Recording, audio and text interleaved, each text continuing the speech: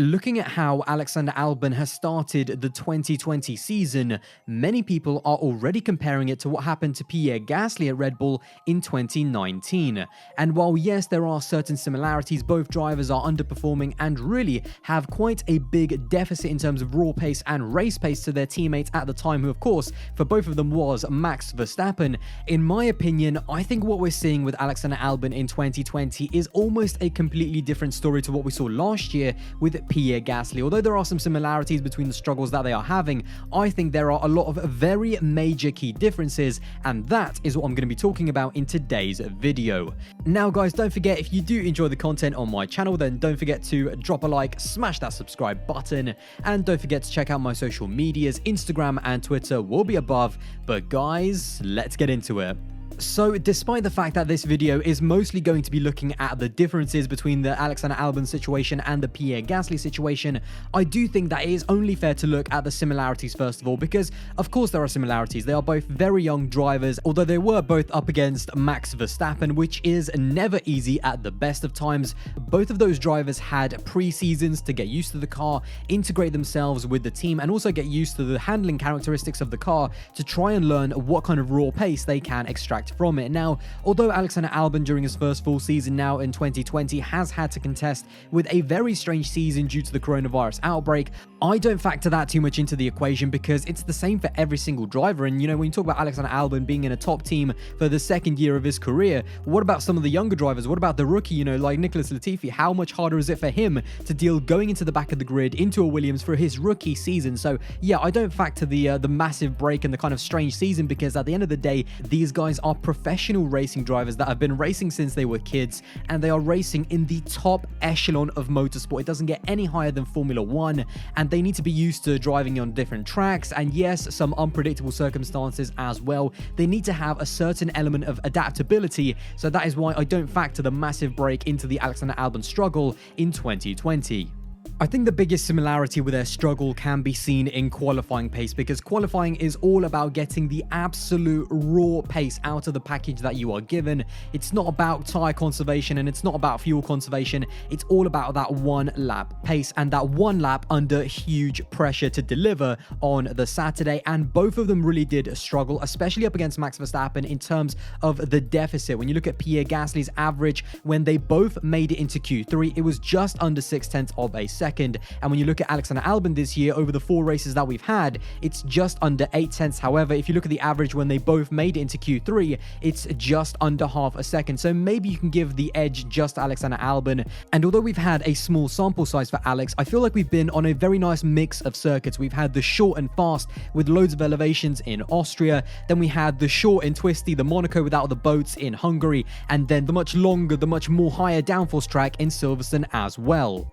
And I think the final few similarities that has to be mentioned is the amount of crashes that both of them have actually had in their times at Red Bull. Because, whether you want to put it down to maybe overdriving the car or just making mistakes or just pushing too much, I do think it is fair to mention that both of these drivers have been involved in crashes at Red Bull. And then, of course, the biggest one, in my opinion, is their teammate, Maximilian Verstappen. I mean, he is a pretty decent driver, to say the least. And whenever you're going to be put up against him, especially when you're in the same car as him, you're going to have to bring your A game, and it's going to test you on every single level, both emotionally and in terms of your driving talent as well. So that's probably the biggest similarities, in my opinion, between the Pierre Gasly situation last year and what Alexander Albon is experiencing right now. Yes, there are maybe a few more kind of similarities in terms of their characteristics as well. They're not quite the alpha males of the paddock, and maybe emotionally they're both a little bit compromised sometimes, but at the end of the day, that's probably the biggest similarities, in my opinion, between their two Red Bull situations.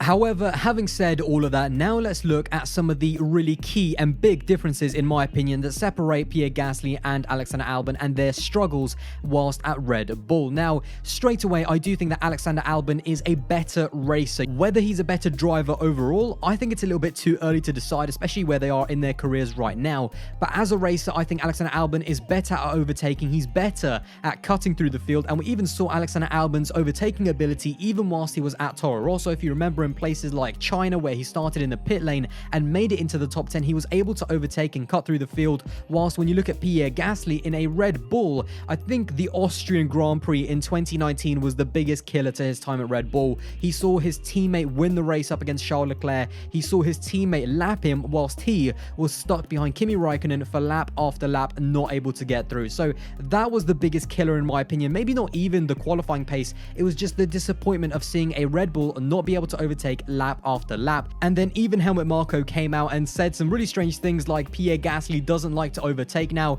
Whether that's true or not, I don't know, but if it is true, then that is just absolutely ridiculous. That's almost an oxymoron to be a racing driver and not like to overtake. It just doesn't make any sense. But regardless, then we saw Alexander Albon, and this is why I say it's a completely different story, because the first race Alexander Albon was in that Red Bull, the very first race he was in that car, we saw that he is willing to overtake. And one of the most iconic pictures, I think, when we look back at Alexander Albon's time at Red Bull is his first race for Red Bull at Spa against Sergio Perez. I think it was even on the final lap, and he overtook Sergio Perez on the Kemmel Straight with 2 wheels on the grass. And to me, immediately, just that one race, his first race, showed to me that he was willing to go for moves. He had the confidence, he had the desire. And yes, whilst we have seen, actually both in 2019 and in 2020, that sometimes it doesn't work out, and often Alex seems to always just come off worse when it comes to overtaking, I prefer a driver who at least goes for the move, even though he might crash out, instead of a driver that is just constantly stuck behind a much slower car. And again, if you look at 2020, despite some of the bad incidents that he's had,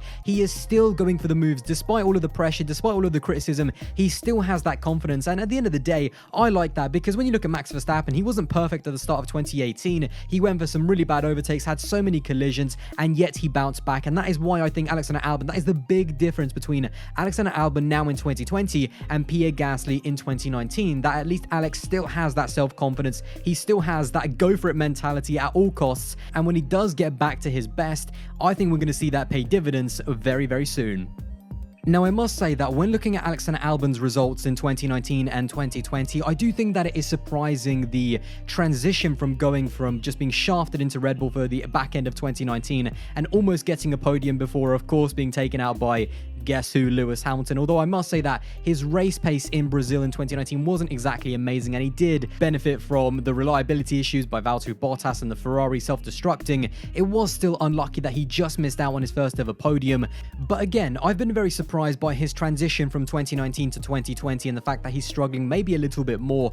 And then again, even if you look at his results this season, if you exclude the Austrian Grand Prix where he had reliability issues, and even Silverstone to an extent where he got a 5-second penalty, I mean, he's achieved a 4th in Styria and a 5th in Hungary. I don't think that is too bad, and to me, I think it's just all about dealing with pressure and being Max Verstappen's teammate and being in a top team where the expectations are just so much higher.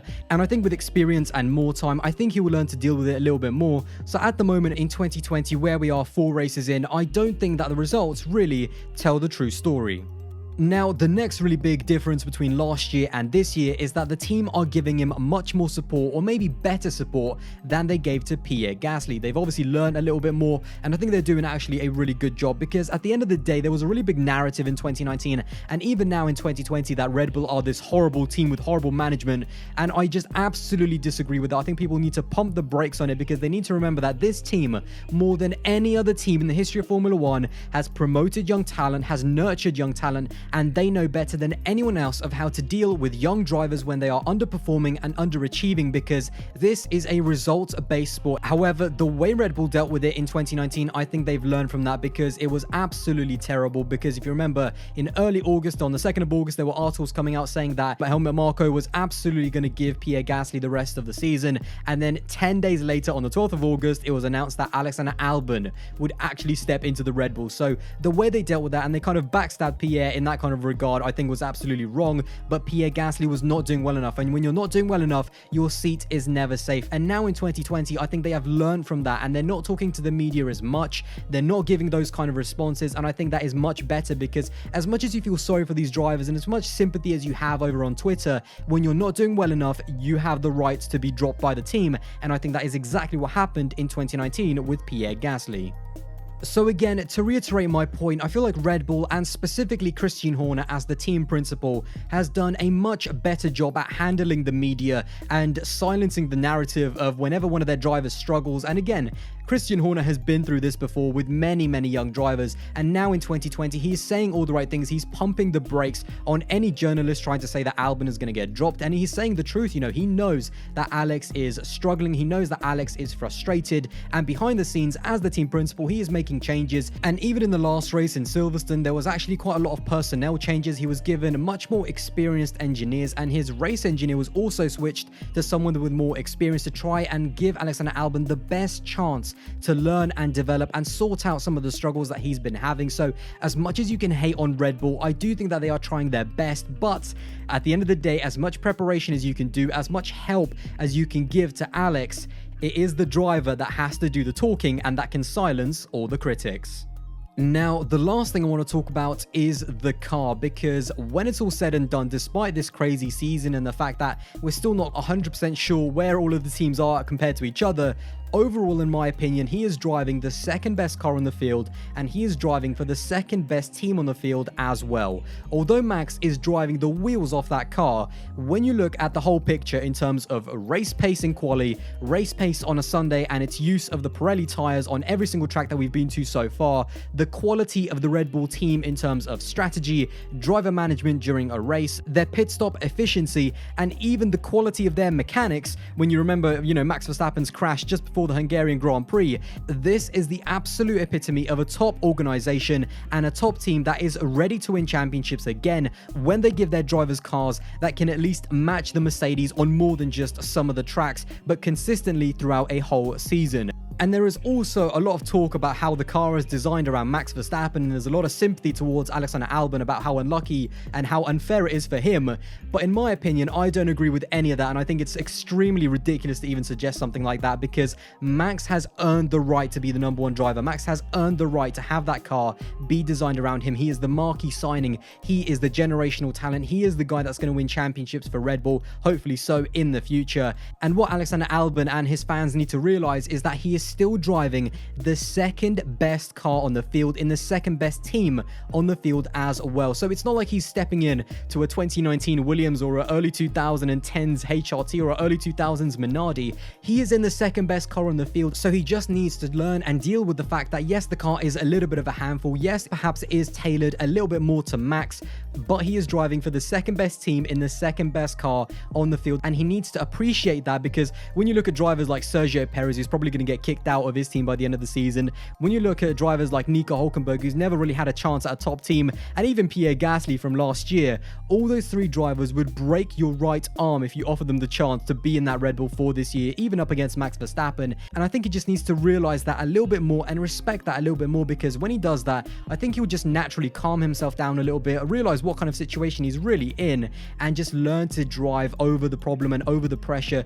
use his natural ability, and then the results will come, and then perhaps he can maybe even challenge the likes of Max Verstappen when he's really fully integrated into that team, into that car, and of course with more development on that car with his input, I think it would just make it so much easier for him. So yeah, to kind of round off this video, once again, I do think that whilst there are some similarities between Pierre Gasly in 2019, I think Alexander Albon is in a great situation in 2020. He just is struggling a little bit with maybe self-confidence, with some of the pressure, with being in a top team and having that pressure of being in the second best car on the field, and having also that pressure of having to deliver over the likes of a struggling Ferrari and a resurging McLaren and also a resurging Racing Point as well. But again, it will all come with time in my opinion. I said this actually in a previous video of mine, that in terms of what Red Bull need to do going forward, it's just give Alexander Albon time, because the really key difference actually between last year and this year is that Red Bull are not fighting for anything this year. Last year, they had the opportunity to maybe finish second ahead of the Ferraris.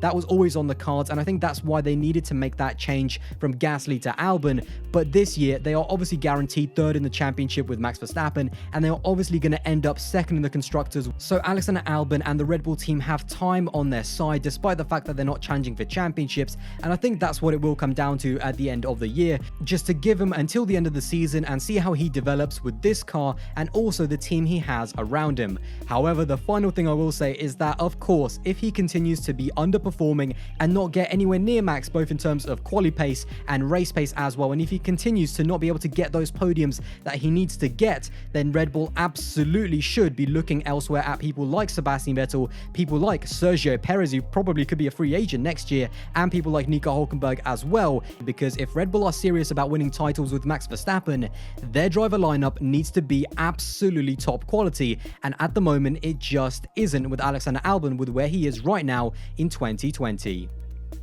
Well guys, there you go. I hope you did enjoy this video. Now let me know your thoughts in the comments below, and again, if you did enjoy this video, then don't forget to drop a like, smash that subscribe button, and don't forget to check out my social medias. Instagram and Twitter will be above, and I'll see you guys in the next one. Bye guys.